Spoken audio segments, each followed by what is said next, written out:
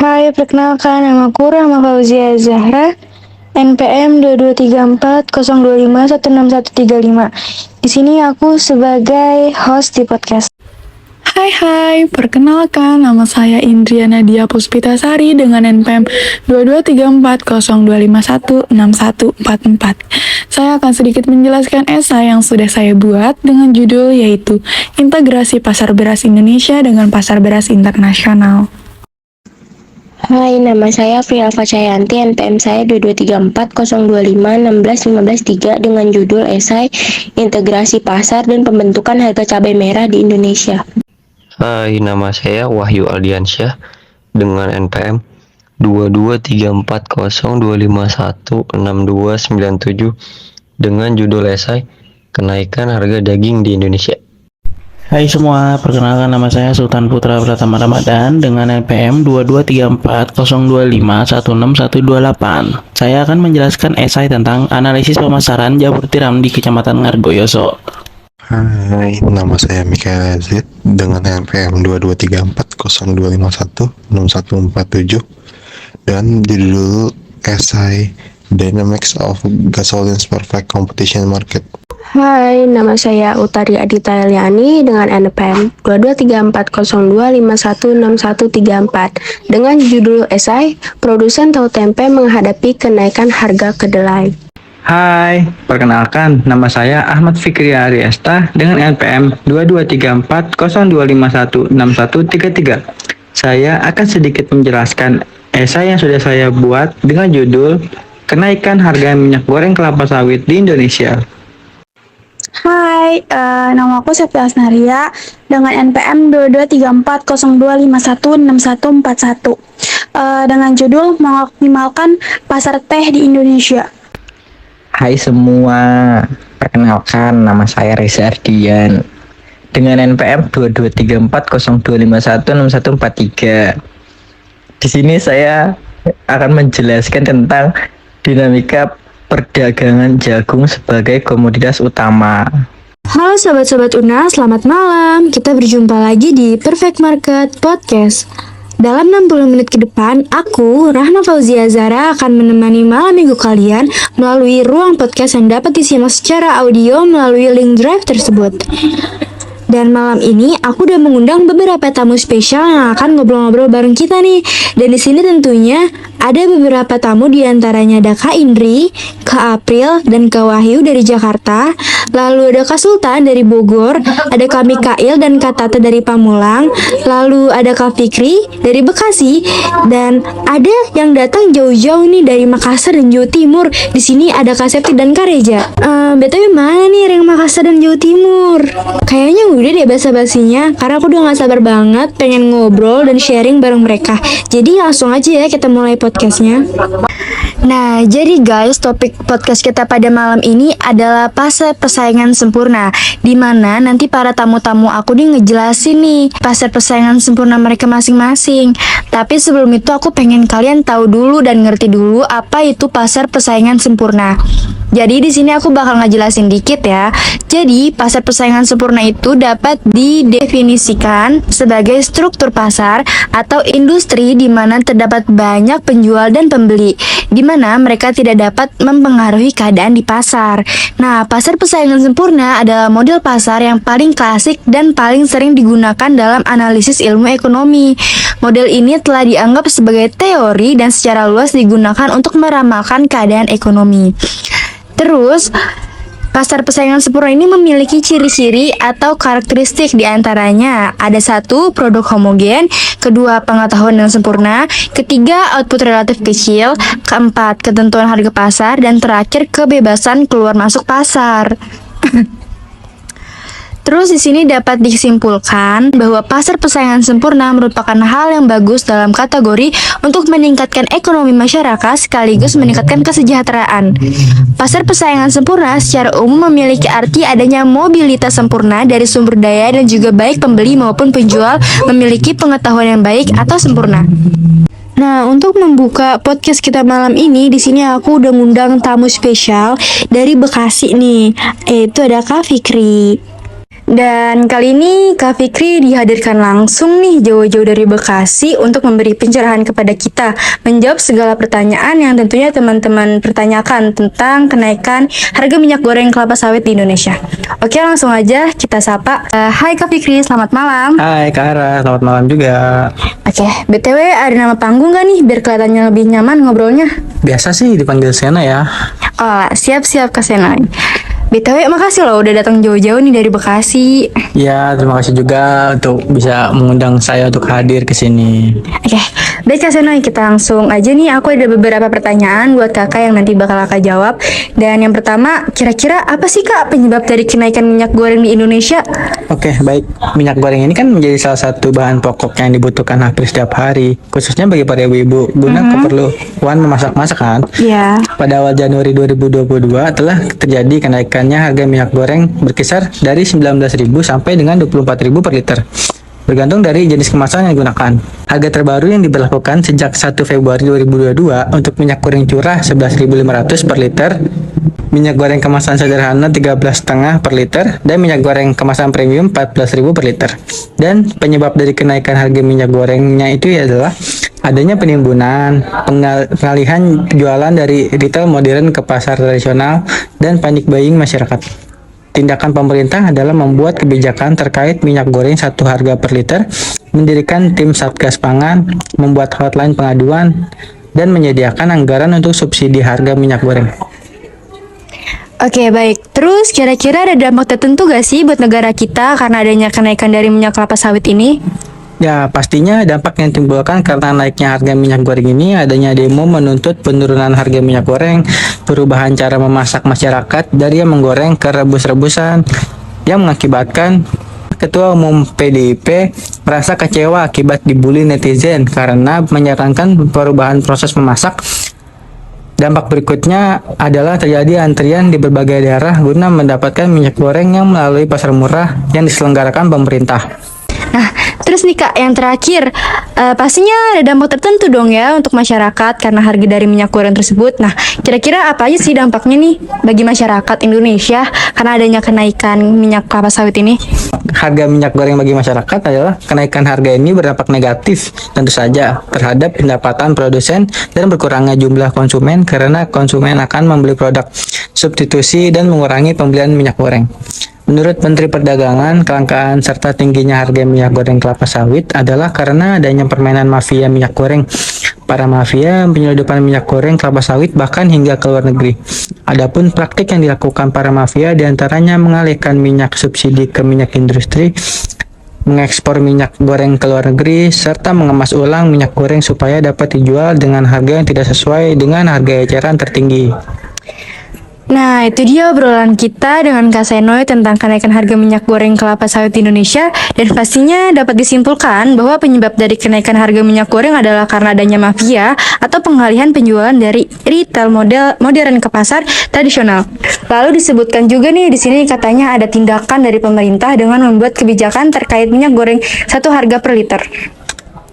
Terus, dan tentunya pasti ada dampak yang ditimbulkan, salah satunya terjadi demonstrasi menuntut penurunan harga minyak. Nah, kira-kira itu aja deh yang Kak Senoy dapat simpulkan pada podcast malam ini. Ya, cukup segitu aja dari saya. Oh ya, makasih banyak nih Kak Senoy. Oh ya, betul ya. Boleh nih Kak, kalau ada sosial media kakak yang bisa di-follow atau apa buat teman-teman nih yang mau tahu atau kepo tentang kelanjutan kenaikan harga minyak goreng kelapa sawit di Indonesia? Wah, boleh tuh. Boleh aja langsung follow Instagram saya, senoy.vtx. Oke, jangan lupa teman-teman follow akun media sosial Kak Senoy buat tahu lebih lanjutnya ya. Oke deh, terima kasih banyak ya Kak. Baik, terima kasih juga. Wih, baru masuk ke podcast pertama aja udah seru banget nih ya pembahasannya dari Kak Senoy dari Bekasi. Lalu lanjut di sini aku ada Kak Indri nih dari Jakarta. Oke, kita langsung sapa aja ya. Halo Kak Indri, apa kabarnya nih? Oh hai, alhamdulillah kabarku baik hari ini. BTW makasih ya Kak udah mau kesini langsung buat ngebahas tentang integrasi pasar beras di Indonesia dengan pasar beras di internasional. Wah, dengan senang hati Kak. Terima kasih juga ya Kak Zahra karena sudah mengundang saya di podcast malam ini untuk sedikit menjelaskan dan membahas tentang integrasi pasar beras di Indonesia dengan pasar beras internasional. Nah, pertama-tama aku pengen tahu dulu nih Kak, definisi beras tuh apa sih? Oke, sedikit saya jelaskan ya definisi beras untuk penduduk Indonesia. Beras itu merupakan komoditas pangan utama di Indonesia loh. 90% penduduk Indonesia mengkonsumsi beras untuk memenuhi kebutuhan kalorinya. Konsumsi beras di Indonesia terus mengalami kenaikan dengan konsumsi mencapai 139,15 kg per kapital per tahun. Dan ini merupakan tingkat konsumsi terbesar di dunia. Indonesia juga sempat berada di posisi ketiga sebagai negara penghasil beras terbesar di dunia setelah China dan India pada tahun 2011 lalu. Namun hal tersebut tidak mampu memenuhi kebutuhan konsumsi dalam negeri sehingga upaya impor masih tetap dilakukan. Makanya, kalau kata orang Indonesia, kalau belum makan nasi tuh sama aja kayak nggak makan. Iya nggak sih? Waduh, ya banget gak sih, kita nih sebagai warga Indonesia nih makan tanpa nasi tuh belum kenyang gitu ya. Jadi kayak beras itu tuh salah satu hal yang sangat penting di bagian perpokokan makanan. Nah, terus nih Kak, pertanyaan kedua, ada gak sih keterkaitan antara pasar dalam negeri dan luar negeri? Ada. Kenapa ada? Pasar dalam negeri dan pasar luar negeri tentunya saling berkaitan. Karena adanya fluktuasi antara pasar dalam negeri dan luar negeri. Soalnya, apa yang terjadi di US akan segera berpengaruh terhadap kondisi pasar di dalam negeri gitu. Nah, lalu nih Kak, kira-kira berapa lama nih shock di pasar luar negeri terhadap pasar dalam negeri? Oh, shock ya? Jadi, setiap gejolak pasar yang terjadi di dalam negeri akan segera direspon oleh pelaku pasar di luar negeri. Meskipun begitu, reaksi terhadap perubahan harga di kedua pasar tidak akan selalu sama. Pasar di dalam negeri lebih reaktif daripada pasar di luar negeri. Apabila ada shock, pasar di Indonesia lebih cepat meredam shock, sementara di pasar luar negeri akan lebih lama. Untuk mengingat penting dan rentannya pasar beras di dalam negeri, sehingga intervensi pemerintah sangat perlu dan sering dilakukan. Nah, jawaban Kak Indri tuh tadi sangat detail ya, terus kayak jelas juga. Nih, terus Kak, aku ada salah satu pertanyaan yang banyak juga ditanya sama teman-teman aku di sini. Kota di Indonesia yang kekuatan konsumennya besar tuh kira-kira ada di mana aja ya Kak? Bisa jelasin gak sih Kak? Oke. Kekuatan konsumen besar ada di DKI Jakarta yang menjadi pusatnya, Jawa Timur, dan Sumatera Utara. Sumatera Utara ini kemungkinan karena dekat dengan Singapura ya, sehingga menjadi alternatif hubungan beras internasional yang masuk daerah Sumatera Utara. Dengan demikian, Jawa Timur, Sumatera Utara, Sumatera Selatan, dan Sulawesi Selatan merupakan pasar eceran beras medium utama di Indonesia. Gitu. Nah, itu dia tadi penjelasan dan jawaban dari Kak Indri. Nah, sekarang nih aku mau sedikit nyimpulin nih. Jadi, pasar beras adalah yang sangat sensitif terhadap perubahan atau konstable. Nah, pasar beras integrasi baik di dalam negeri maupun dengan luar negeri, sehingga setiap fluktuasi di kedua pasar akan saling berpengaruh. Nah, integrasi tersebut juga membawa hikmah bahwa mekanisme pasar berjalan dengan baik. Pasar di dalam negeri berpengaruh terhadap pasar beras internasional. Sebagai negara dengan konsumen yang besar, ini berarti kekuatan konsumen menjadi perhitungan pasar internasional. Begitu ya Kak Indri kira-kira. Ya betul, kurang lebih kayak gitu kesimpulannya ya. Terima kasih ya Kak Zahra karena sudah disimpulkan. Wah, sama-sama nih Kak Indri, aku juga makasih buat kakak udah mau sharing bareng kita semua di sini. Nah, tapi Kak, sebelum closingan nih, kira-kira ada gak sih Kak sosmed yang bisa dibagi-bagi nih ke teman-teman aku, biar mereka tuh kayak bisa nanya lebih detail lagi sama Kak Indri tentang integrasi pasar beras Indonesia dengan pasar beras internasional. Kalau ada, boleh dong Kak, spill nih. Ada dong, kalian semua boleh follow IG aku ya di @indri_DPSS-nya 2_ gitu. Boleh ya ketuk DM kalau mau nanya-nanya. Wah, boleh banget nih ya, langsung di DM. Tapi awas nih ya, jangan sampai kepincut. Karena aku denger-denger nih Kak Indri udah ada nih ya. Nah, oke deh Kak Indri, makasih banyak banget nih untuk malam ini udah mau ngebahas dan sharing sama aku ya di podcast kali ini. Kak Zahra bisa aja nih. Sama-sama ya Kak.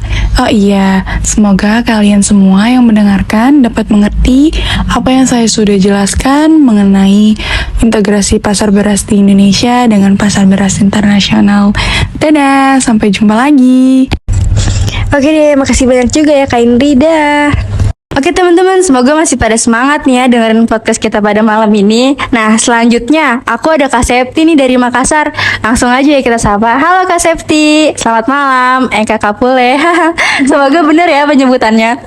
Halo, selamat malam. Oke, BTW makasih banyak loh nih Kak udah jauh-jauh datang dari Makassar ke sini buat nemenin malam kita ya. Iya, sama-sama. Terima kasih juga ya untuk kesempatannya untuk hadir di podcast ini. Oke, kita langsung masuk aja nih ya Kak. Nah, menurut Kakak gimana sih cara Indonesia bisa meramaikan produksi teh lokal? Jadi gini Kak Zara, karena di Indonesia adalah salah satu negara dengan pertumbuhan ekonomi pesat di Asia Tenggara, memiliki potensi besar dalam industri teh, namun masih ada langkah-langkah yang dapat diambil untuk memaksimalkan potensi pasar teh di Indonesia. Langkah-langkah pertamanya itu dapat diambil dalam meningkatkan produksi teh lokal di Indonesia. Karena saat ini sebagian pasar teh yang dikonsumsi masih diimpor dari beberapa negara lainnya. Dengan meningkatkan produksi teh lokal, kita dapat mengurangi ketergantungan pada impor. Untuk menciptakan lapangan kerja baru dan mendorong pertumbuhan ekonomi dalam negeri. Karena selain itu kita membutuhkan inovasi produk juga dapat menjadi kunci untuk menarik minat konsumen. Produsen teh dapat menciptakan varian rasa yang beragam seperti teh organik, teh herbal, atau teh kesehatan dengan kandungan nutrisi tertentu. Menggunakan bahan-bahan lokal seperti rempah-rempah tradisional menambah daya tarik produk teh kita, karena itu sangat mempengaruhi daya tarik produk teh kita. Namun inovasi saja tidak cukup, pemasaran dan promosi efektif juga diperlukan untuk mencapai pasar yang lebih luas. Karena produsen teh perlu memanfaatkan platform digital dan media sosial untuk memperkenalkan produk mereka. Karena konsumen potensial dan kampanye promosi kreatif juga mempengaruhi kontes menarik atau kerjasama dengan influencer lokal dan meningkatkan visibilitas produk teh di pasaran. Nah, Kak Septi, ceritain sedikit dong, teh lokal kita bisa diinovasi gimana sih biar jadi jagoan di pasar teh Indonesia? Jadi gini loh Kak Zara, kita tuh bisa loh bikin varian teh yang asik buat diseruput sama konsumen. Coba deh Kakak, coba teh organik atau teh herbal gitu, atau bisa teh kesehatan dengan kandungan nutrisi yang spesialnya tuh buat tarik perhatian gitu. Yang kayak peduli sama kesehatan. Terus jangan lupa ya, coba ditaruh di bumbu-bumbu lokal ke dalam campuran teh kita, biar jadi kayak rasanya tuh lebih unik dan menarik gitu. Buat dicontohin sama orang lokal maupun orang internasional. Wih, oke nih Kak. Terus pertanyaan selanjutnya nih, kira-kira ada gak sih strategi pemasaran yang pas biar teh lokal kita makin banyak yang tahu? Itu gimana ya? Itu santai aja, kayak pemasaran teh lokal kita tuh bisa dipromosiin melalui media sosial kayak Instagram, Facebook, atau situs e-commerce lainnya gitu. Jadi kayak gitu tuh lebih dekat sama calon pencinta kita gitu. Biar lebih seru, kita bisa bikin kampanye promosi yang beda, kayak adain kontes-kontes asik atau kolaborasi sama influencer, atau kita bisa jual-jual di pasaran gitu, buat ibu-ibu terutama, karena ibu-ibu kan sering banget ke pasar gitu. Iya, terus pasti suka teh juga iya, kan, pasti gitu. banget.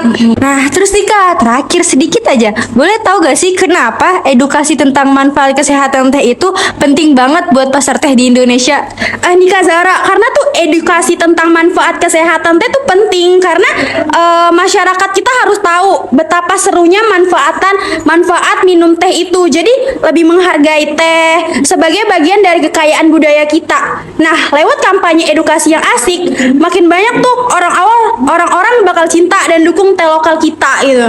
Nah, itu tadi nih pembahasan obrolan aku bersama dengan Kak Septi tentang teh ya, seru banget. Dan pastinya dapat disimpulkan juga oleh Kak Septi bahwa mengoptimalkan potensi pasar teh di Indonesia membutuhkan kerjasama antara pemerintah, produsen teh, dan masyarakat. Dengan meningkatkan produksi teh lokal, inovasi produk, pemasaran dan promosi yang efektif, serta pendidikan dan kesadaran konsumen, Indonesia dapat memperkuat posisinya sebagai pasar yang potensinya untuk teh. Dengan melakukannya, tidak hanya akan terjadi pertumbuhan ekonomi dalam negeri, tetapi juga meningkatkan citra Indonesia sebagai negara produsen teh berkualitas. Nah, makasih banyak nih Kak Septi. Oh ya, BTW boleh nih Kak, kalau ada sosial media Kakak yang bisa di-follow atau dikepo ini sama teman-teman tentang teh biar lebih dalam aja gitu. Kira-kira ada gak nih Kak medsos apa gitu yang bisa di-follow sama teman-teman? Jadi aku ngudain 2 sosial media ya, tapi kayaknya kalian kalau mau follow tuh mendingan follow Instagram aku aja. Itu Kak sebutin apa sih username-nya biar follow ya. Username-nya tuh kayak Septia Snaria _ gitu. Udah sih gitu aja. Oke, jangan lupa teman-teman follow akun Kak Septi ya buat tahu lebih lanjutnya. Oke deh Kak, terima kasih banyak ya. Sama-sama. Makasih ya guys. Oke, bye. Bye. Nah, baik teman-teman, di sini sekarang aku udah ada Kak April nih dari Jakarta, ya kan? Kita langsung aja ya sapa. Halo Kak April. Hai, Gimana nih harinya? Baik kan? baik banget hari ini. BTW makasih banyak nih ya Kak udah datang ke podcast kita malam ini. Iya, aku juga senang bisa diundang di podcast ini sama Kak Zara. Oke, jadi di sini aku ada beberapa pertanyaan dari teman-teman yang mungkin nanti Kakak bisa jelasin satu persatu ya Kak. Iya, boleh. Nah, di sini aku mau nanya nih pertama-tama, kenapa sih Kakak tertarik banget buat ngebahas tentang pembentukan harga cabai di Indonesia? Karena cabai juga merupakan salah satu tanaman sayuran yang keberadaannya mungkin sangat dibutuhkan oleh sebagian masyarakat. Nah, bener banget Kak, kalau nggak ada cabai tuh gak enak gitu ya, rasa masakan pun juga jadi hambar ya kalau nggak ada yang pedes-pedes. Iya, karena semuanya juga mungkin mayoritas di Indonesia juga suka pedes kan. Bener banget. Juga harga cabai itu selalu berfluktuasi mengikuti momentum besarnya permintaan pasar. Misal kalau lagi hari raya harga cabai kan suka naik. Sementara kalau panen hari raya kan cabai kan sangat murah juga kan. Di tahun 2004 juga ada 1100,50 jumlah produksi. Lanjut lagi di 2008 juga ada 1272,70. Nah, perkembangan luas penjumlahan produksi dan produktivitas cabai di Indonesia dari tahun ke tahun berfluktuasi. Tertinggi terjadi pada tahun 2008 yang aku sebutin tadi sebesar 1272,70 ton dengan produktivitas 6,5 ton per hektar. Banyak juga ya Kak ternyata. Iya. Nah, terus nih Kak, aku ada satu pertanyaan lagi. Apa aja sih faktor-faktor yang mendorong harga cabai itu naik sekarang ya? Karena makin lama, makin tahun harga cabai itu makin mahal gitu. Kenapa tuh Kak? Karena harga juga cerminan dari interaksi antara penawaran dan permintaan yang bersumber dari sektor rumah tangga juga kan. Konsumsinya dan produksi yang lain-lain. Menurut aku faktor-faktor yang mendorong kenaikan harga antara lain ya, pertama terlalu berambisi dalam menyerap sumber-sumber ekonomi dalam jumlah yang terlalu besar bila dibandingkan dengan kesempatan yang diberikan pada tingkat harga yang berlaku. Yang kedua, kadang naiknya harga secara umum gitu. Yang terakhir, pengaruh alam, misalnya musim kemarau yang panjang, banjir, serangan hama, penyakit pada tanaman yang pada gilirannya dapat mengakibatkan naiknya harga-harga di pasar gitu Kak. Nah, oke nih Kak, pertanyaan terakhir. Boleh gak sih Kak jelasin nih, karena kita lumayan sedikit bingung ya oleh teori Mubiarto nih. Nah, bisa gak tuh Kak sedikit jelasin teori tentang Mubiarto ini tentang hubungan fluktuasi harga dan produksi? Sepertinya hal dalam teori kayak gitu tuh menjelaskan siklus harga dan produksi yang naik dan turun. Teori ini dasarnya menerangkan siklus yang naik dan turun pada jangka waktu tertentu. Contohnya 3. Kasus pertama itu mengarah pada fluktuasi yang jaraknya tetap. Yang kedua, kasus 2 itu mengarah pada titik keseimbangan. Yang terakhir mengarah pada eksploitasi harga, yaitu yang berfluktuasi dengan jarak yang makin membesar. Walaupun ketiga kasus-kasus ini mungkin sukar ditemukan dalam praktek, namun perilaku dan reaksi petani pada umumnya termasuk di Indonesia memang serupa. Pada saat panen yang serentak ternyata harganya jatuh. Semua menderita, rugi, dan tidak ada lagi petani yang menanam cabai pada musim berikutnya. Hal ini mengakibatkan harga cabai naik tinggi sekali pada musim berikutnya karena jumlah yang ditawarkan ke pasar sangat sedikit. Tuh. Oke deh. Nah, seru banget ya tadi podcast bersama Kak April tentang cabe-cabean ya kan? Wah, seru banget gila. Nah, terus nih, pastinya di sini ada beberapa kesimpulan ya yang aku bakal jelasin sedikit nanti ke teman-teman tentang kenaikan harga cabai di Indonesia. Nah, yang pertama itu, situasi ini menggambarkan fenomena yang dikenal sebagai teorema Cobweb. Bener ya Kak April? Iya, bener banget. Dalam ekonomi nih. Nah, di mana harga dan produksi suatu produk berfluktuasi secara siklis dan saling mempengaruhi. Meskipun kata Kak April, ketiga kasus Cobweb teorema ini mungkin sulit ditemukan dalam praktek perilaku dan reaksi petani, terutama di Indonesia ya guys. Nah, hal ini tercermin dalam contoh panen Lombok, di mana harga yang jauh saat panen serentak menyebabkan kerugian bagi petani, menyebabkan mereka tidak lagi menanam Lombok pada musim berikutnya. Waduh, lumayan sedih ya. Jadi akibatnya harga Lombok melonjak tinggi pada musim berikutnya karena pasokan yang sangat sedikit. Gitu ya Kak April? Iya, bener banget. Itu juga bikin petani-petani tuh jadi agak ragu buat menanam cabai di musim berikutnya gitu. Nah, iya, aduh, parah banget ya. Nah, makasih banyak nih ya Kak April udah mau bahas-bahas sedikit tentang harga cabai naik di Indonesia gitu ya. Nah, BTW nih Kak, ada gak sih nih sosial media gitu yang mungkin teman-teman aduh kepo banget nih sama sosial media Kak April. Jadi kayak langsung aja bisa berkunjung ke website Instagram Kakak atau Twitter atau mungkin Facebook. Ada gak nih Kak? Sebelumnya aku makasih banget udah diundang di podcast ini. Iya, aku juga makasih banget Kak April udah mau datang ke sini. Mungkin kalau ada yang mau berkenalan atau nanya-nanya lebih, bisa ke Instagram aku. Mungkin nama Instagram aku agak lebih susah ya. Iya, @avrlelv pakai underscore gitu. Jangan lupa tuh teman-teman follow akun Kak April ya, biar tahu lebih banyak tentang kenaikan harga cabai gitu. Oke, makasih ya Kak. Sama-sama.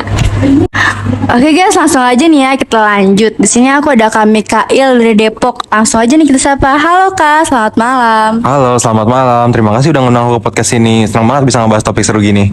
Makasih juga ya Kak udah hadir pada podcast kita malam ini. Dan pastinya malam ini bakal seru banget nih karena aku dan Kak Mikail bakal bahas tentang pasar bensin dan cara harga-harganya bergerak yang menarik banget perhatian para peneliti dan pembuat kebijakan. Nah, sebagai seorang mahasiswa di Fakultas Ekonomi, apa sih yang bisa kamu ceritain tentang fenomena roket dan bulu? Jadi, fenomena roket dan bulu itu emang menarik banget buat diperhatiin. Jadi, waktu harga minyak mentah tiba-tiba naik, harga bensin juga cenderung naik cepat kayak roket. Nah, tapi begitu harga minyak mentah turun, harga bensin nggak langsung turun secepat itu. Jadi kayak bulu pelan-pelan turunnya. Itu nunjukin keterlambatan dalam harga bensin berubah-ubah sesuai biaya. Jadi hal ini menarik banget buat dipelajari oleh para ahli ekonom. Iya banget, keterlambatan ini bisa jadi penting buat konsumen dan pembuatan kebijakan. Selain itu, ada juga hal yang disebut terobosan asimetris yang berpengaruh di pasar bensin di Amerika Serikat nggak? Bisa banget, terobosan asimetris itu merujuk ke fenomena di mana ketika harga minyak mentah naik sebesar 1 sen, harga eceran bensin rata-rata bisa naik lebih dari 0,55 sen dalam waktu 22 minggu. Sebagian besar asimetri ini disebabkan oleh penyesuaian harga grosir, sementara sisanya disebabkan oleh penyesuaian asimetris yang lebih kecil, tapi penting banget dari harga eceran. Itu nunjukin berapa rumitnya struktur harga bensin dan berpengaruh pada harga di pasar. Seru banget. Ada gak sih kira-kira teori yang berusaha menjelaskan fenomena itu? Iya nih, ada beberapa teori yang mencetuskan buat menjelaskan fenomena ini. Salah satunya adalah teori tentang konflik informasi antara konsumen dan perusahaan. Model menetapkan harga oligopoli dengan pencarian jadi salah satu model yang dipakai buat ngertiin fenomena ini. Di situ konsumen pilih cara mencari harga yang lebih murah dengan biaya yang diharapkan. Jadi mempengaruhi permintaan yang agak kaku gitu setelah harga grosir turun tiba-tiba. Ih, makasih banget Kak Kak, penjelasannya sangat jelas. Nah, kira-kira nih, fenomena perang harga bensin juga menarik perhatian kan? Bisa kasih contoh gak sedikit gimana nyatanya perang harga bensin itu udah menyebabkan pemerintah ngatur harga? Bener banget, perang harga bensin sering banget menarik perhatian dan respons dari pemerintah di berbagai negara, termasuk di Amerika Serikat dan di seluruh dunia. Saat harga bensin melonjak tajam dengan koordinasi, hal itu seringkali bikin pemerintah ngatur harga buat ngendalin situasi dan melindungi konsumen dari dampak harga yang tinggi.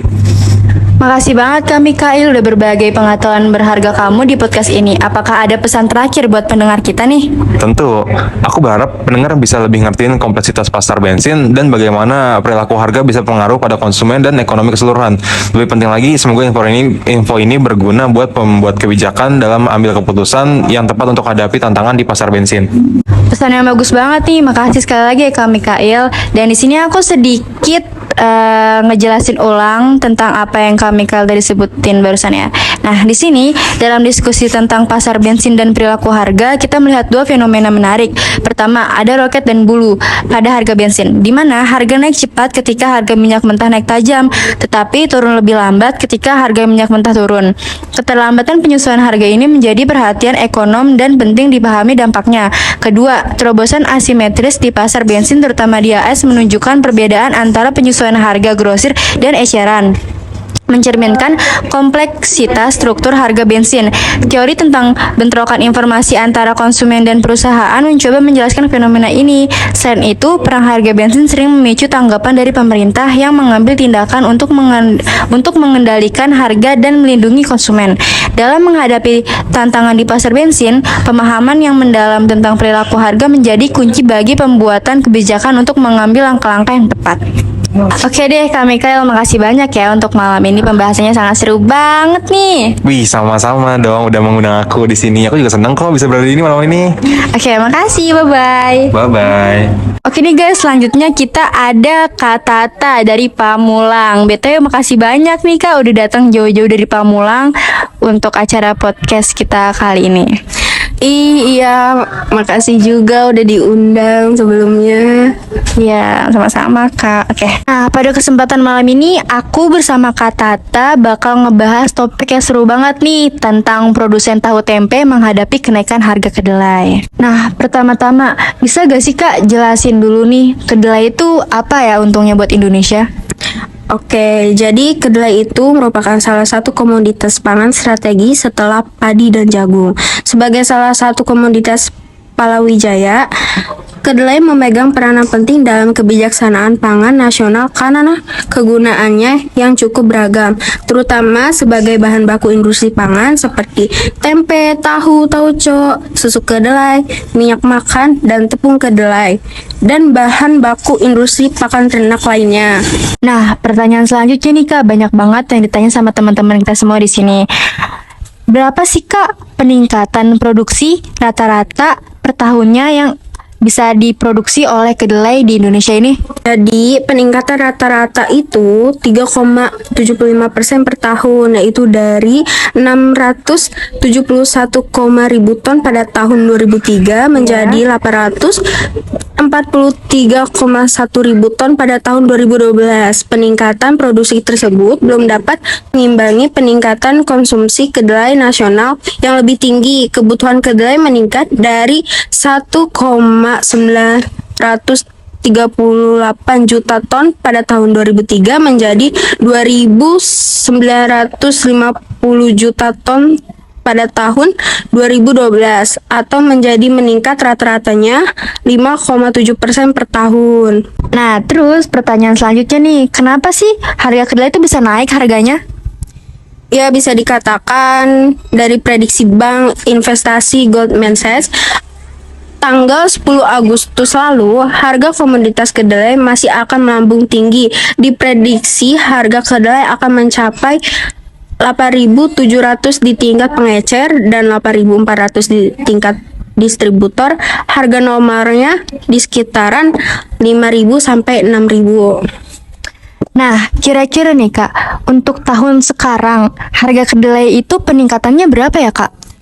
Ya, dikabarkan sekarang sih harganya sudah melambung hingga menyentuh 12.000 dari semula 9.500 per kilogram dalam beberapa bulan terakhir ini. Wih, banyak juga ya Kak Iya, ternyata. kaget bukan? Kaget banget, gila. Banyak banget ya ternyata. Iya. Nah, yang terakhir nih Kak, bisa gak sih jelasin sedikit gitu dampaknya apa gitu karena harga kedelai ini tuh naik gitu di Indonesia? Ya, jadi dampak kenaikan harga kedelai tidak menyebabkan kenaikan harga jual tempe meskipun terdapat perbedaan pendapat sebelum yakni sebesar 3.805.000 dan sesudah kenaikan harga kedelai yaitu 3.716.000 rupiah.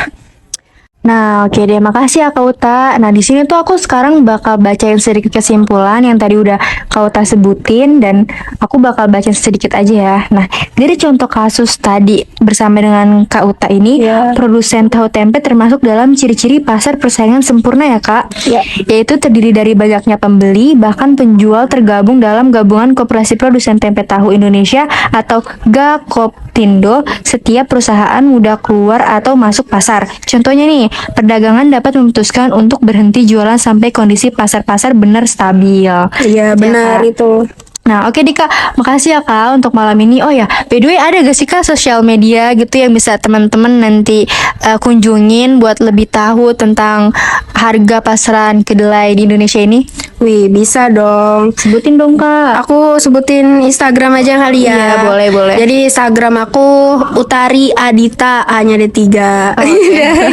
Makasih ya Kak. Sama-sama. Oke, bye. Ya, bye. Oke guys, lanjut nih ya. Di sini kita ada Kak Sultan dari Bogor. Langsung aja nih kita sapa. Halo Kak, selamat malam. Halo Kak, malam. Makasih ya udah jauh-jauh nih datang ke Jakarta buat ngehadirin podcast kita malam ini. Iya, makasih juga udah diundang ya. Nah, kali ini kita bakal seru banget nih bahas topik tentang pemasaran jamur tiram di Kecamatan Ngargoyoso. Nah, pertama-tama boleh tahu gak sih Kak bagaimana pengaruh penambahan pupuk NPK terhadap pertumbuhan jamur tiram? Nah, penambahan pupuk majemuk NPK dapat meningkatkan pertumbuhan jamur tiram, diperkuat oleh hasil penelitian Semiatun pada tahun 2007. Pada penelitian tersebut menunjukkan bahwa penambahan pupuk majemuk NPK pada media serbuk kayu dapat berpengaruh terhadap jumlah rudung dan berat basa jamur tiram itu sendiri. Nah, terus boleh gak sih jelasin sedikit nih bagaimana pemasaran jamur tiram di Kecamatan Ngargoyoso, Karanganyar, Jawa Barat? Nah, pertama-tama saya akan menjelaskan bagaimana pemasaran jamur tiram di Kecamatan Ngargoyoso, Karanganyar, tepatnya di Jawa Barat. Banyak jenis jamur yang ada di Indonesia, salah satunya jamur tiram. Nah, jamur tiram itu sendiri memiliki kandungan gizi seperti 40% protein, 0% lemak, 0% karbohidrat, dan sisanya adalah vitamin dan mineral. Dan keunggulan yang dimiliki jamur tiram ditambah dengan cara budidayanya yang mudah, tidak memerlukan bahan yang luas, menjadikan jamur tiram memiliki peluang bisnis yang menjanjikan. Salah satu daerah Jawa Barat yang sangat cocok untuk budidaya jamur tiram yaitu daerah Karanganyar, lebih tepatnya Kecamatan Ngargoyoso. Kecamatan Ngargoyoso memiliki kondisi agroklimat yang cocok untuk usaha budidaya jamur tiram. Nah, pemasaran jamur tiram di Kecamatan Ngargoyoso sebagian besar masih mengandalkan jalur tradisional dan borongan. Dengan begitu mengakibatkan terjadinya ketidaksesuaian proporsi keuntungan antara produsen dengan pedagang. Akibatnya, pedagang akan memperoleh keuntungan yang lebih besar dibandingkan dengan produsen, dalam tanda kurung petani itu sendiri, baik pada saat harga normal maupun ketika terjadi penurunan harga. Di Kecamatan Ngargoyoso itu sendiri memiliki 4 lembaga yang terlibat dalam pemasaran jamur tiram. Di antaranya, yang pertama adalah produsen. Produsen adalah petani itu sendiri yang membudidayakan jamur tiram dan dijual kepada pihak lain. Produsen adalah pihak pertama dalam saluran pemasaran jamur tiram di Kecamatan Ngargoyoso. Produsen jamur tiram memiliki skala usaha yang berbeda-beda sehingga produksi yang dihasilkan berbeda-beda pula. Lalu yang kedua ada pengepul. Nah, pengepul ini lembaga yang membeli jamur tiram dari produsen atau petani, kemudian menjualnya kembali ke pedagang besar atau bisa langsung menjualnya ke konsumen akhir. Lalu yang ketiga yaitu pedagang besar. Pedagang ini merupakan lembaga yang melakukan pembelian dan penjualan dalam jumlah besar, yaitu sekitar 75 kg. Pedagang besar melakukan penjualan ke lembaga lain seperti pedagang kecil, pengecer, atau langsung ke konsumen. Lalu yang terakhir, lembaga keempat adalah pedagang kecil. Pedagang kecil merupakan lembaga yang melakukan penjualan dengan kuantitas antara 15 sampai 60 kg. Pedagang kecil biasanya melakukan penjualan ke pengecer atau langsung ke konsumen akhir. Pedagang kecil terkadang juga dapat mengatur sendiri harga jamur tiram yang dijualnya, akan tetapi tidak terlalu kuat karena pengaruh penjualan dari pasar. Lalu kita menuju ke lembaga yang terakhir, yaitu adalah pengecer. Pengecer merupakan lembaga yang melakukan penjualan dengan kuantitas terkecil, yaitu di bawah 5 kg. Pengecer biasanya menjual jamur tiramnya bersama dengan sayuran lainnya seperti bawang merah, cabai, timun, sawi, buncis, dan lain-lain. Tukang sayur keliling juga dikategorikan sebagai pengecer dengan menjual jamur tiramnya bersama sayuran lainnya dan menjualnya secara berkeliling sehingga pemasarannya menyebar ke wilayah yang luas. Di Kecamatan Ngargoyoso mempunyai 4 saluran pemasaran. Berikut adalah beberapa 4 saluran pemasaran jamur tiram. Nah, yang pertama itu produsen ke konsumen. Saluran ini merupakan saluran pemasaran terpendek, yaitu dari produsen langsung ke tangan konsumen. Saluran pemasaran ini merupakan saluran yang memiliki volume penjualan terkecil.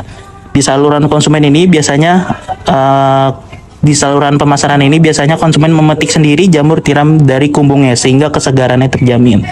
Lalu yang kedua adalah saluran pemasaran dari pengepul ke pedagang besar, yaitu pengepul membeli jamur tiram dari usaha kecil dan menengah kemudian menjualnya ke pedagang besar. Biasanya pedagang besar yang ada di pasar tradisional langsung menjual jamur tiramnya ke konsumen akhir. Lalu ada yang ketiga, yaitu saluran pemasaran. Lebih panjang dari saluran pemasaran yang kedua karena melibatkan satu lembaga lainnya, yaitu pedagang kecil. Pedagang kecil biasanya membeli jamur tiram dari pedagang besar lalu menjualnya ke pasar tradisional. Lalu saluran pemasaran keempat merupakan saluran pemasaran terpanjang dan melibatkan satu lembaga pemasaran terakhir, yaitu pengecer. Pengecer membeli jamur tiram dari pedagang kecil di pasar tradisional lalu menjualnya dengan sayur mayur lainnya. Nah, terus Kak, aku denger-denger nih ada pemasaran jamur tiram di Kecamatan Ngargoyoso sebagian besar masih mengandalkan jalur tradisional dan borongan. Nah, bukannya itu bisa mengakibatkan proporsi keuntungan kita ya? Nah, benar banget tuh. Dengan begitu pastinya terjadinya ketidaksesuaian proporsi keuntungan antara produsen dengan pedagang. Akibatnya pedagang akan memperoleh keuntungan yang lebih besar dibandingkan dengan produsen, baik pada saat harga normal maupun ketika terjadi penurunan harga. Nah, di sini aku sedikit menyimpulkan apa yang Kak Sultan tadi udah sampaikan kepada kita semua ya. Di sini pemasaran jamur tiram di Kecamatan Ngargoyoso sebagian besar mengandalkan jalur tradisional dan borongan. Terdapat 5 lembaga yang terlibat dalam pemasaran, yaitu produsen petani, pengepul, perdagangan besar, pedagang kecil, dan pengecer. Nah, terus terdapat 4 saluran pemasaran utama untuk jamur tiram segar di Kecamatan Ngargoyoso yang melibatkan kombinasi dari produsen, pengepul, perdagangan besar, perdagangan kecil, dan pengecer. Pasar tradisional memiliki peran penting dalam distribusi jamur tiram segar. Sistem pemasaran dari Kecamatan Ngargoyoso saat ini menyebabkan ketidaksesuaian proporsi keuntungan antara produsen dan pedagang. Pedagang cenderung memperoleh keuntungan yang lebih besar, sementara produsen mungkin menghadapi resiko harga yang lebih rendah. Oleh karena itu, perlu dipertimbangkan pengembangan sistem pemasaran yang lebih efisien dan adil untuk meningkatkan kesejahteraan produsen dan mengoptimalkan potensi bisnis jamur tiram di Kecamatan Ngargoyoso. Begitu ya Kak Sultan? Ya, betul banget Kak. BTW makasih banyak nih Kak Sultan. Oh ya, BTW ada gak sih sosial media yang mungkin teman-teman mau kepoin gitu tentang kelanjutan soal jamur tiram ini? Kalau misalkan ada, boleh dong Kak disebutin sedikit aja. Oh, boleh dong. Ada Instagram aku nih guys di @sultanputra Sultan PTRA SYU ya. Nah, oke deh, makasih ya Kak Sultan. Sama-sama Kak. Oke guys, kali ini di sini kita ada Kak Wahyu dari Jakarta. By the way, selamat malam Kak. Selamat malam. Ya, BTW makasih ya Kak udah hadir di podcast kita malam ini. Terima kasih sudah diundang di podcast malam ini juga. Ya. Nah, di sini kayaknya kita bakal seru banget nih malam ini karena pembahasan kita malam ini tentang kenaikan harga daging sapi di Indonesia. Oke, pertama-tama aku mau nanya nih. Kenapa sih harga daging sapi di Indonesia itu naik ya, Kak? Karena langkahnya pasokan daging sapi ke pasaran menaikkan harga daging sapi ke tingkat harga yang tidak terjangkau oleh daya beli masyarakat. Padahal harga daging sapi dalam kondisi termahal sekalipun di Indonesia masih relatif lebih murah jika dibandingkan dengan harga daging sapi di negara-negara tetangga. Hal demikian karena daya beli masyarakat Indonesia relatif rendah dibandingkan dengan daya beli penduduk di negara-negara tetangga tersebut. harga daging sapi di Indonesia relatif murah dibandingkan dengan harga daging sapi di negara lain tidak terjangkau oleh daya beli masyarakat. Terus Kak, ada pertanyaan lagi nih. Kira-kira berapa ya harga daging sapi di Indonesia dalam beberapa belakang minggu ini? Kenaikan harga daging sapi melonjak sekitar 90.000 per kilo sampai 100.000 per kilo, terutama di wilayah Jakarta. Hal tersebut menyebabkan para pedagang mogok berjualan. Kenaikan harga daging sapi yang terjadi beberapa waktu belakangan ini merupakan dampak dari terbatasnya suplai daging.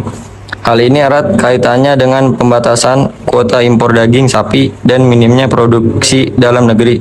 Sikap mogok jualan ini diakui Ketua Asosiasi Pengusaha dan Pedagang Daging Sapi seluruh Indonesia. Nah, pastinya ada dampak kan Kak dari kenaikan harga daging sapi ini terhadap perilaku konsumen. Kira-kira apa ya Kak dampaknya? Yang pertama, faktor internal bersifat individual.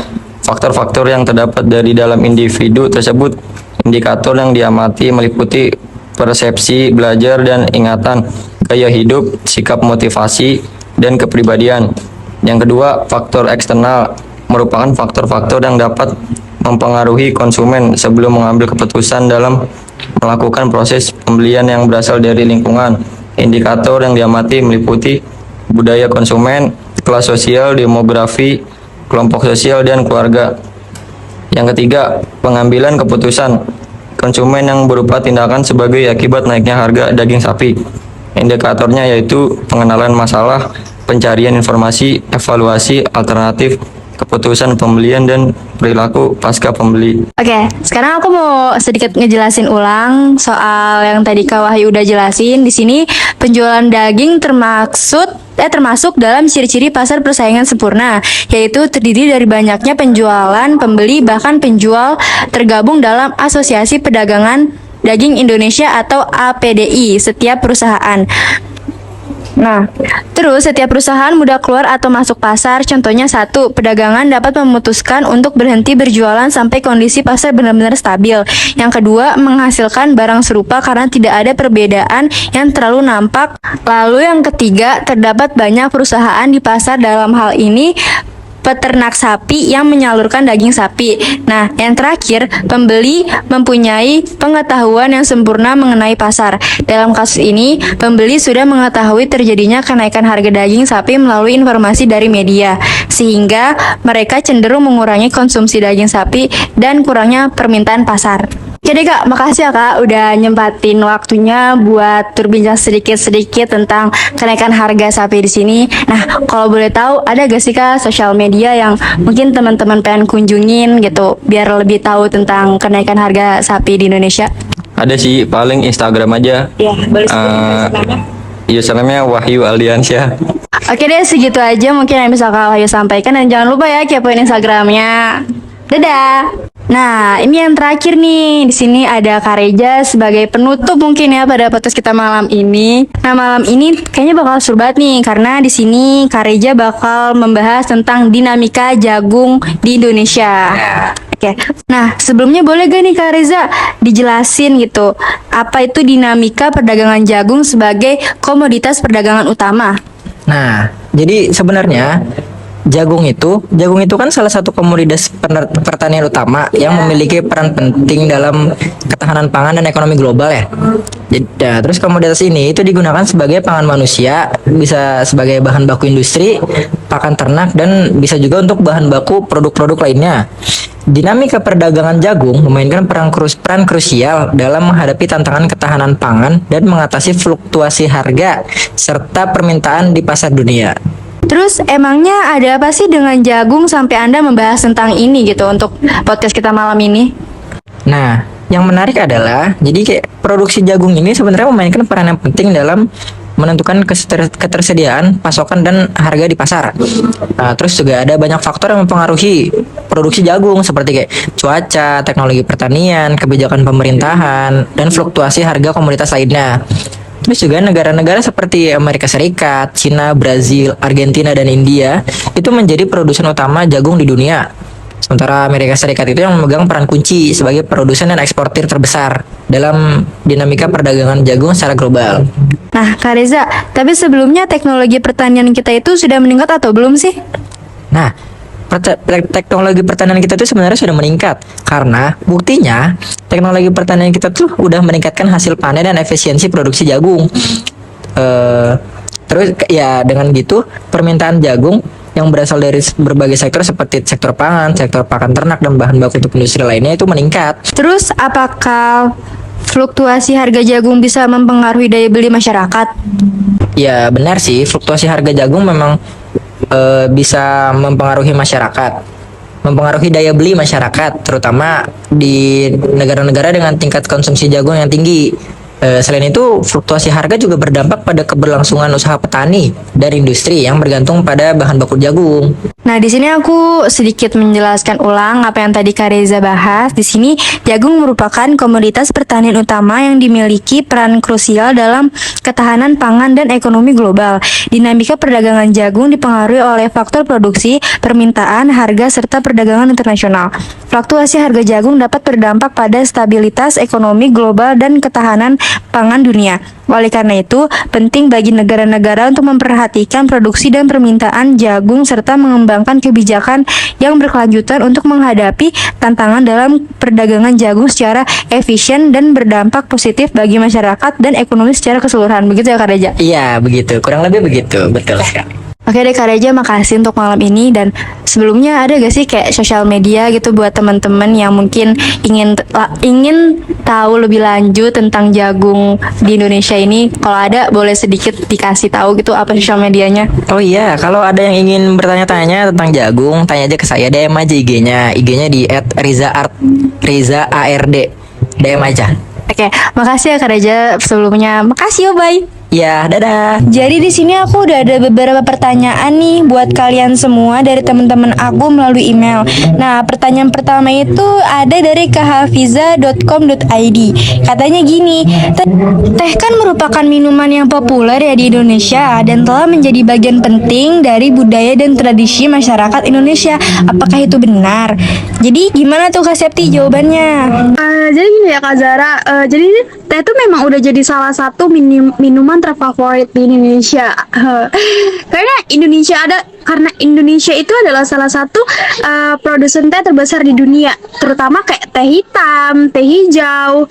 Jadi Kak Zara, budaya minum teh yang telah menjadi bagian penting dalam kehidupan sehari-hari bagi masyarakat Indonesia itu sendiri, kayak baik dalam acara-acara biasa atau acara-acara formal maupun informal.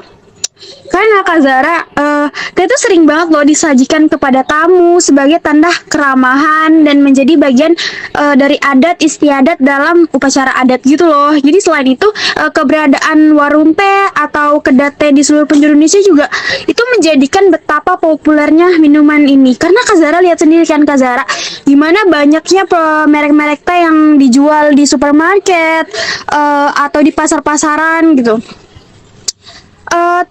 Teh di Indonesia juga sering banget disajikan dengan gula atau batu es. Itu tuh menjadikannya sebagai minuman yang segar dan menyegarkan, kayak terutama di daerah tropis kita ya Kak Zara, karena Indonesia kayak panas kan. Gitu sih Kak.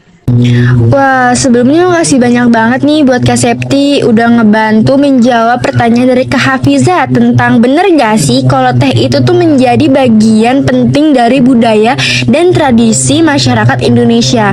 Dan jawaban dari Kak Septi itu benar ternyata ya, karena tadi salah satunya Indonesia adalah salah satu negara yang memproduksi teh terbesar di dunia. Kayak gila, aku baru tahu loh ternyata Indonesia itu adalah salah satu negara yang memproduksi teh nomor 1 terbesar di dunia. Semoga pertanyaannya bisa membantu ya. Nah, terus aku ada pertanyaan kedua nih dari kadendi123gmail.com dan Karashid azx@gmail.com, yaitu apa yang menyebabkan fenomena roket dan bulu itu terjadi, dan bagaimana cara sebuah perusahaan yang ada di pasar persaingan sempurna dapat memperoleh laba secara maksimal. Nah, kita langsung tanya aja ya ke kami Kail. Jadi saya akan menjawab nih pertanyaannya. Jawabannya adalah ketika harga minyak melonjak, pemilik SPBU merasa diberdayakan, tidak hanya untuk membebankan biaya, tetapi juga menaikkan markup mereka. Karena konsumen tidak dapat dengan mudah mengetahui apakah mereka dicungkil ketika harga naik di mana-mana. Dan pompa bensin juga mempertahankan markup tambahan ini untuk sementara, bahkan ketika harga minyak di dunia mulai turun. Apakah ada bukti untuk cerita ini? Ya, khususnya fenomena roket dan bulu. Tampaknya paling kuat di daerah yang persaingannya relatif kecil. Dalam situasi mendesak seperti itu, bagi SPBU untuk menurunkan harga mungkin sebenarnya masuk akal. Tapi, kebanyakan pedagang-pedagang nakal akan memilih untuk mempertahankan harga guna menaikkan markup mereka, sehingga fenomena roket dan bulu ini dapat terjadi di mana-mana dan mengacaukan harga pasar. Oke, gitu aja ya. Makasih. Untuk menjawab pertanyaan berikutnya, cukup simpel. Jadi, jika sebuah perusahaan berada dalam pasar persaingan sempurna, maka cara untuk mendapatkan keuntungan maksimum adalah dengan meningkatkan produksi. Sebab peningkatan produksi mampu menaikkan jumlah pendapatan dalam pasar persaingan sempurna. Mereka juga dapat mengurangi biaya dengan mencari alternatif bahan untuk membuat produk mereka tanpa mengurangi kualitas sedikit pun. Dengan begitu, mereka dapat memaksimalkan keuntungan mereka dan mempertahankan kualitas barangnya. Namun, jika ada pendatang baru, bisa saja keuntungan yang semula meningkat lama-lama menjadi turun dan menjadi stagnan. Hal ini dikarenakan pada masa persaingan sempurna, persaingan akan dengan mudah memasuki pasar. Nah, begitu jawabannya. Jadi kayak gitu ya, kalau misalkan ada pendatang baru nih, bisa saja keuntungan yang semula meningkat katanya, tapi lama-kelamaan akan turun dan menjadi stagnan. Hal ini dikarenakan tadi katanya pada pasar persaingan sempurna, pesaing akan dengan mudah memasuki pasar. Wah, makasih banyak nih ya Kak Mikael. Nah, lalu nih pertanyaan terakhir, aku ada dari Kanaila Zahra 152 gmail.com. Pertanyaannya itu, bagaimana sih prospek dan tren integrasi pasar beras di pasar internasional ke depannya? Boleh dijawab gak sih Kak Indri? Oke, sebelumnya terima kasih kepada Kak Naila karena sudah mau bertanya. Kak Zahra, saya izin menjawab pertanyaannya Kak Naila ya. Oke, sekarang saya akan menjawab pertanyaan dari Kak Naila. Prediksi tentang prospek dan tren integrasi pasar beras di pasar internasional ke depannya bergantung pada berbagai faktor, termasuk perubahan iklim, kebijakan perdagangan global, pertumbuhan populasi, dan perkembangan teknologi. Meskipun sulit untuk memberikan prediksi yang pasti, tapi ada beberapa tren yang mungkin dapat terjadi, yaitu yang pertama ada peningkatan permintaan dan pasokan global. Dengan pertumbuhan populasi yang terus berlanjut, permintaan beras global cenderung meningkat. Negara-negara mungkin lebih terdorong untuk mengintegrasikan pasar beras mereka dengan pasar internasional untuk memastikan pasokan yang mencukupi dan stabil bagi konsumen. Yang kedua ada perubahan iklim dan ketahanan pangan. Perubahan iklim dapat menyebabkan fluktuasi dalam produksi besar beras di berbagai negara. Dalam menghadapi tantangan ini, negara-negara mungkin mencari cara untuk meningkatkan integrasi pasar beras untuk mengurangi dampak fluktuasi tersebut dan meningkatkan ketahanan pangan. Yang ketiga ada kebijakan perdagangan dan proteksionisme. Tren proteksionisme atau ketegangan perdagangan antara negara-negara dapat mempengaruhi integrasi pasar beras di tingkat internasional. Namun, jika ada upaya untuk meredakan ketegangan perdagangan dan memperkuat perjanjian perdagangan multilateral, integrasi pasar beras dapat meningkat. Yang keempat, ada inovasi teknologi. Kemajuan dalam teknologi pertanian dan sistem perdagangan internasional dapat memfasilitasi integrasi pasar beras di masa depan. Penggunaan teknologi cerdas, aplikasi berbasis digital, dan platform e-commerce dapat membuat peluang baru dalam perdagangan beras internasional. Yang kelima ada kesadaran akan keamanan pangan. Kesadaran akan pentingnya keamanan pangan dan kualitas produk dapat meningkatkan permintaan beras yang aman dan berkualitas tinggi dari pasar internasional. Negara-negara yang memiliki standar kualitas yang tinggi dapat lebih diuntungkan dalam mengintegrasikan pasar beras mereka secara global. Yang keenam, dan ini terakhir, regionalisasi pasar. Integrasi pasar beras mungkin lebih cenderung terjadi dalam lingkup regional, seperti ASEAN, Uni Eropa, atau perjanjian perdagangan bebas lainnya. Ini dapat meningkatkan perdagangan dan kolaborasi antara negara-negara anggota dan menghadapi tantangan dan peluang bersama. Oh iya, penting untuk diingat bahwa tren dan prospek integrasi pasar beras di pasar internasional akan sangat dipengaruhi oleh dinamika global yang terus berubah. Negara-negara juga perlu beradaptasi dengan perubahan tersebut dan mengambil langkah-langkah strategis untuk mengoptimalkan manfaat dari integrasi pasar beras secara global. Itu jawaban yang dapat saya berikan untuk pertanyaannya Kak Naila. Semoga menjawab ya Kak Naila.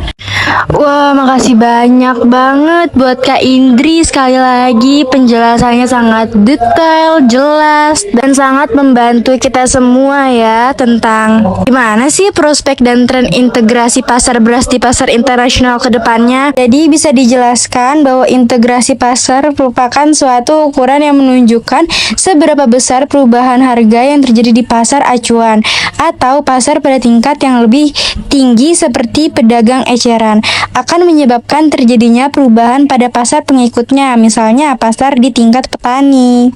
Terus aku juga mau makasih untuk Kak Septi dan Kak Mikail juga tadi udah membantu menjawab pertanyaan-pertanyaan dari teman-temanku tentang terkait pasar persaingan sempurna ini. Nah, semoga pertanyaan dan jawaban dari teman-teman aku barusan bisa membawa kalian untuk menambah wawasan, mengetahui pengetahuan lebih dalam, bisa lebih bermanfaat, dan pastinya aku berharap dengan adanya podcast kali ini bisa jadi motivasi untuk banyak orang yang mendengarnya ya. Nah, buat teman-teman yang lain yang mungkin tadi pertanyaannya tidak sempat terjawab karena ini aku sistemnya sistem acak gitu ya guys, karena kayak gak mungkin banget kalau misalkan aku ngejawabin semua pertanyaan kalian karena durasi juga. Terus teman-teman aku di sini juga kayak nggak mungkin kan menjawab pertanyaan ribuan dari kalian, jadi kayak itu nggak mungkin banget. Dan ini juga kita sistemnya durasi gitu ya, takutnya kalau misalkan semuanya ditanya durasinya bakal panjang banget gitu, dan takutnya bikin kalian yang denger jadi bosen. Nah, jadi buat kalian yang pertanyaannya tadi nggak sempet dijawab, kalian boleh nih langsung aja kepoin sosmed teman-teman aku yang ada di sini. Tadi juga kan udah disebutin kan satu persatu sosmed mereka tuh apa. Jadi langsung aja kalian tanyain lewat DM atau lewat kolom komentar postingan mereka ya. Nah, itu tadi beberapa penjelasan nih dari beberapa tamu spesial aku yang udah aku undang jauh-jauh, yang ada dari Makassar, Jawa Timur, bahkan Bogor, dan lain-lain. Aku mau makasih banget buat kalian semua karena udah dengan senang hati berbagi, men-sharing, menjelaskan beberapa pertanyaan yang mungkin banyak nih dari teman-teman aku yang masih bingung gitu ya. Maksudnya gimana sih? Maksudnya ini gimana sih? Dan kalian sudah memecahkan semua dalam podcast kita malam ini. Nah, bagi teman-teman nih yang mau berbagi inspirasi, ingin meluruskan beberapa masalah, atau ingin juga berbagi cerita dengan aku, bisa banget nih kalian email aku di perfectmarket@gmail.com. Oke, terima kasih dan sampai jumpa di podcast aku selanjutnya. Bye!